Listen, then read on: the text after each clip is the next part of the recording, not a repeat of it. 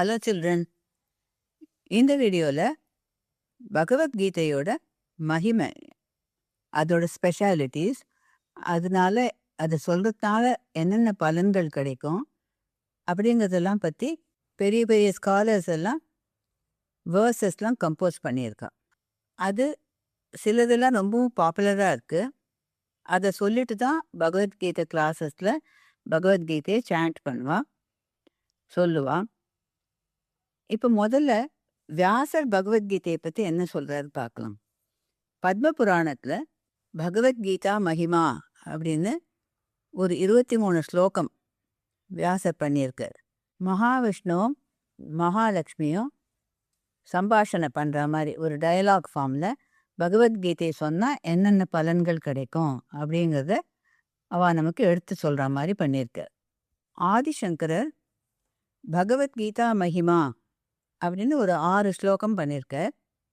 அதை தவிர தன்னுடைய பஜகோவிந்தம்ங்கிற காம்போசிஷனில் 2 ஃபுல் ஸ்லோகமும் 2 ஃபுல் வேர்சஸும் பகவத்கீதையை பற்றி அதோட பலன்களை சொன்னால் என்ன கிடைக்குங்கிறத சொல்கிறார்.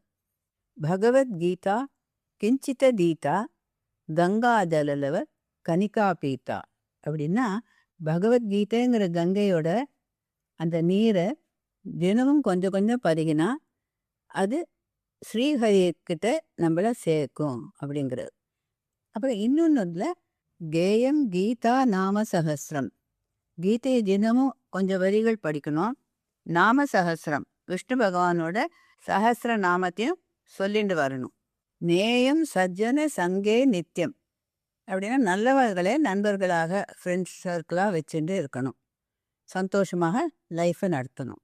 அப்புறம் லாஸ்ட் லைன் தேயம் தீன ஜனாயச்ச வித்தம், ஏழைகளுக்கு, பணமில்லாதவாளுக்கும் கஷ்டப்படுறவாளுக்கும் சேரிட்டி பண்ணணும், தான தர்மங்கள் நிறைய பண்ணணும் அப்படிங்கிறது. இதை தவிர ஒரு 6 வேர்சஸ் அவர் கீதையை சொல்கிறதுனால என்னென்ன பலன் கிடைக்குங்கிறத சொல்கிறார். அதுவும் ரொம்பவும் பாப்புலராக இருக்கிற ஸ்லோகங்கள் தான். அது முதல் ஸ்லோகத்தோட மீனிங் என்னன்னா, கீதையோட சாஸ்திரத்தை படிக்கிறதுனால பயம் சோகம் ரெண்டுமே நீங்கிடுங்கிறது.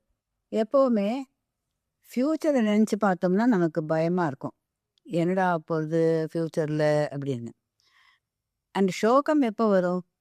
பாஸ்ட்டை நினைக்கச்சே சோகம் வரும். அந்த டேஸ்லாம் ஆயிடுச்சு பற்றியா அப்படிங்கிறது ஒரு சேட்னஸ் கொடுக்கும். இது ரெண்டுமே இல்லாமல் இருக்கணும்னா பகவத்கீதையை படிக்கணும் அப்படிங்கிறது. 2வது வேர்ஸில் கீதையை படிக்கிறதுனால, தியானத்தோடு படிக்கிறதுனால பூர்வ ஜென்ம பாபங்கள்லாம் போயிடும் அப்படிங்கிறார். 3வதாக இருக்கிறதோட மீனிங், உடம்பில் இருக்கிற அழுக்க போக்கிறதுக்கு தினமும் நீரில் நீராட வேண்டும். மனசில் இருக்கிற அழுக்க போக்கணும்னா, அதை க்ளீன் பண்ணணும்னா கீதையை படிக்கணும் அப்படிங்கிறார். 4வது வேர்ஸில் பகவான் பத்மநாபன் திருவாய் மலர்ந்து அருளின கீதை எல்லா சாஸ்திரங்களும் அடங்கினது அப்படிங்கிறார். 5வது ஸ்லோகத்தில் பகவானால் சொல்லப்பட்டு அர்ஜுனன் கேட்டதுனால இந்த கீதை கொஞ்சமான நம்ம படித்தாலும் புனர்ஜென்மம் உண்டாகாது அப்படிங்கிறது. 6வதில் எல்லா உபனிஷத்தையும் நம்ம ஒரு மாடு மாதிரி பசுவாக நினச்சோம்னா, அந்த கௌஹாட் யார்? அந்த பசுக்கு நம்ம கிருஷ்ணன். அவர் நிஜமாவே ஆயர் குலத்தில் இருந்த கிருஷ்ணன். அவர் அந்த உபனிஷத்தோட விஸ்டம்ங்கிற அந்த பாலை கறந்து அர்ஜுனனுக்கு கொடுத்தார். அர்ஜுனன் கண்ணுக்குட்டியாக இருந்து அதை சாப்பிட்டான். அதே மாதிரி நம்மளும் இந்த விஸ்டம்ங்கிற அந்த பாலை பகவத்கீதையை படித்து ஸ்பிரிச்சுவல் நாலேஜை அடையலாம் அப்படிங்கிறார். இவரை தவிர மதுசூதன சரஸ்வதி அப்படின்னு ஒரு பெரிய சன்ஸ்கிருத் ஸ்காலர் பகவத்கீதா தியானம் அப்படின்னு 9 ஸ்லோகாஸ் பண்ணியிருக்க. இதுவும் பகவத்கீதை கிளாஸஸில் சொல்கிறது தான். இதில் முதல் ஸ்லோகம் பகவத்கீதையை ஒரு தேவியாக, ஒரு காடஸாக நினச்சி இமேஜின் பண்ணி அந்த அம்பாள், அந்த தேவிக்கு முதல் நமஸ்காரமாக இவர் பண்ணியிருக்கிற வேர்ஸை எல்லாரும் சொல்லுவாள். இதோடு நம்ம பகவத்கீதாவோட சாரத்தை முடிச்சிட்டோம். அடுத்த ஸ்கிரிப்சர் எந்த டாபிக் நம்ம பார்க்க போகிறோம்னா யோக சாஸ்திரம். பதஞ்சலி முனிவர் எழுதின யோக சாஸ்திரம். தமிழில் யோகம்ங்கிறோம், யோகா எல்லாம் அதே தான். இப்போ யோகாவை பற்றி தெரியாதவளே கிடையாது. எல்லா இடத்துலையும் யோகா கிளாஸஸ் நிறைய நடக்குது. சீனியர் சிட்டிசன்ஸ்லேருந்து எல்லாரும் யோகம் பண்ணுறா. சின்ன வயசுக்காரா யோகம் அண்ட் ஜிம் ரெண்டையும் சேர்த்து பண்ணுறா. இன்டர்நேஷ்னலாகவும் யோகம் ரொம்ப பாப்புலராக இருக்குது.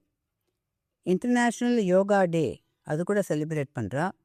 எல்லா யோகா கிளாஸஸ்லேயும் ஆசனாஸ், ப்ரீதிங் அண்ட் மெடிடேஷன் இது மூணையும் சொல்லி கொடுக்குறா.